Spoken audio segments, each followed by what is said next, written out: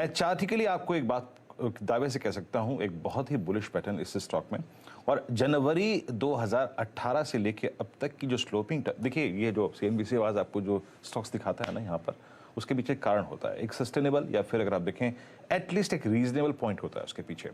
आशीष माहेश्वरी जी 93-95, technically मैं आपसे नहीं पूछूंगा, लेकिन जनवरी 2018 से लेकर जो स्लोपिंग डाउनवर्ड चैनल है उसको ये बहुत खूबसूरती से बाइसेक्ट कर रहा है। और ये आइसोलेशन वाला केस नहीं है, सिर्फ अकेले नहीं। Look at IRB at all time high, look at NCC, ये भी एक स्ट्रांग मूव देता हुआ। एनसीसी पे आपका आउटलुक क्या है इस वक्त? ये मैं बुलिश हूँ इनफैक्ट इस पर्टिकुलर सेक्टर पे, और स्टॉक्स ने यहाँ पे अच्छा परफॉर्मेंस भी देना स्टार्ट किया है, चाहे वो पीएसपी प्रोजेक्ट हो, आईआरबी हो, और एनसीसी भी कैचअप कर रहे हैं। और मुझे लगता है कि मिड कैप जो इंफ्रास्ट्रक्चर कंपनीज हैं, क्योंकि अब लार्ज कैप कंपनीज तो एल&टी के अलावा कोई है नहीं जो वहाँ पे इतना सिग्निफिकेंट जो प्लेयर हो ईपीसी बिजनेस में, तो अब ये कैचअप कर रहा है। तो हम देख रहे हैं एनसीसी, इवन एचसीसी या इस टाइप के स्टॉक्स में भी बाइंग देखने को मिल रहा है। तो मुझे लगता है कि बिल्कुल ये 3 डिजिट में ये स्टॉक क्रॉस हो सकता है एनसीसी, क्योंकि फंडामेंटल काफी रोबस्ट है। 1.25 करोड़ से ज्यादा 125 करोड़ से ज्यादा का मुनाफा consistently company quarter over quarter अभी कमा भी रही है, और कोई निगेटिविटी मुझे अभी स्टॉक में नजर नहीं आती अच्छी ऑर्डर बुक के साथ में। तो बिल्कुल स्टॉक पे नजर रखनी चाहिए एनसीसी पर। ओके, देखिए एनसीसी एक स्टॉक है जो एक 2003 से 8 वाली जो रैली थी उसमें एक इसने सब स्टॉक्स को पीछे छोड़ा था। एक 3 रुपए से ये रैली स्टार्ट हुई थी उस समय एनसीसी की, 3 या 4 रुपए से, और ये स्टॉक तब गया था करीब करीब अपने हाईएस्ट पॉइंट पर जब पहुंचा था तो 210-220 तक 2008 में। उसके बाद इसमें डिक्लाइन आई, वापस 15 रुपए तक आया। उसके बाद वो जो आंध्र प्रदेश में जब गवर्नमेंट चेंज हुई थी और उन्होंने तुरंत सारे के सारे ऑर्डर्स रिवर्स कर दिए थे, उसके बाद इसमें एक बड़ी बेयर मार्केट आई थी और तब ये स्टॉक 150 रुपये वाला गिर के हो गया था करीब करीब 20-22 रुपये, और वहाँ से इसने एक अच्छा खासा आपको मोमेंटम दिखाया। अभी भी खैर ये अपने 2017 के हाई तक भी नहीं पहुँचा। 2017 में इसका हाई 136 था जहाँ से वो डिक्लाइन स्टार्ट होता। अभी एफएनओ का भी स्टॉक हुआ करता था। इसमें राकेश झुंझुनवाला जी का भी, लेट राकेश झुंझुनवाला जी का भी इसमें स्टेक है कंपनी में।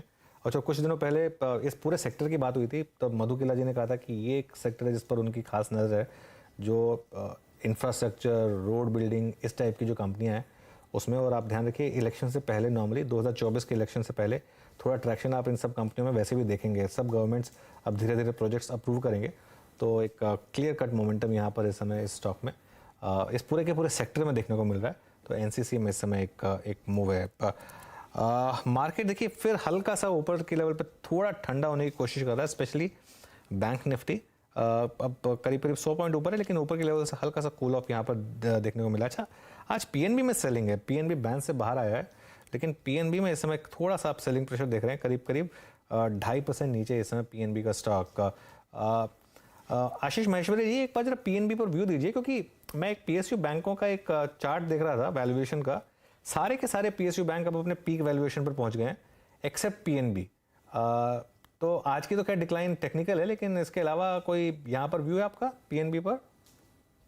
इनफैक्ट मुझे तो लगता है पीएसयू बैंक्स में जब भी कोई डिक्लाइंस आए तो आपको अपने पोर्टफोलियो में ऐड करना चाहिए ये इन सारे स्टॉक्स को, क्योंकि 2-3 चीजें हैं।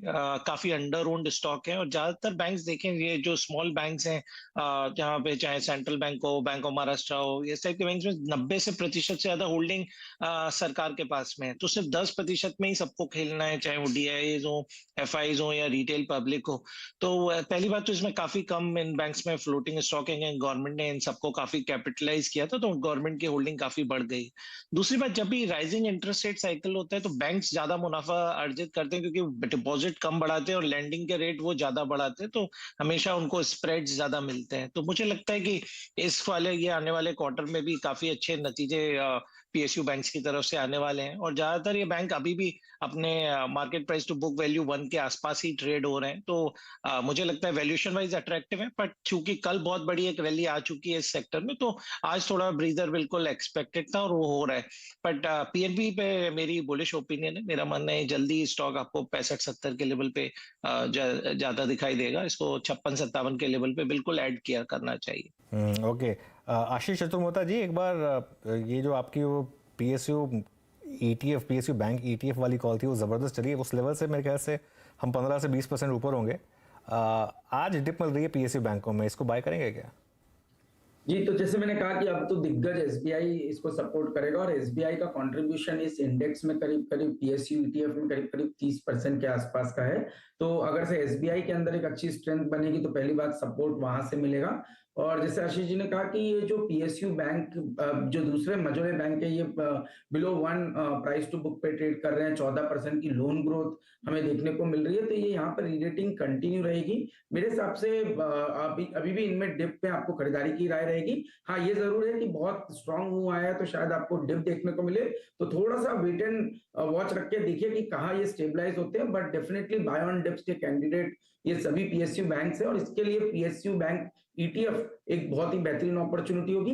48, 50, 48 का जो जोन है वो मेरे हिसाब से एक अच्छा सपोर्ट जोन देखने को नजर आएगा इस ईटीएफ में, पीएसयू बैंक भी ईटीएफ में। तो